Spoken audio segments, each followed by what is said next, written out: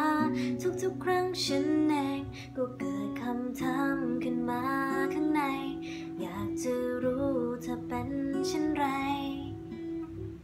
ไม่พบไม่เจอกันนานแล้วเป็นเวลานานๆจากวันนั้นที่เราต้องไกลอยู่ตรงนั้นเธอเป็นเช่นไรอยากรู้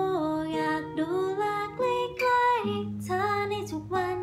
แล้วมีระยะทางที่มันกันเราไว้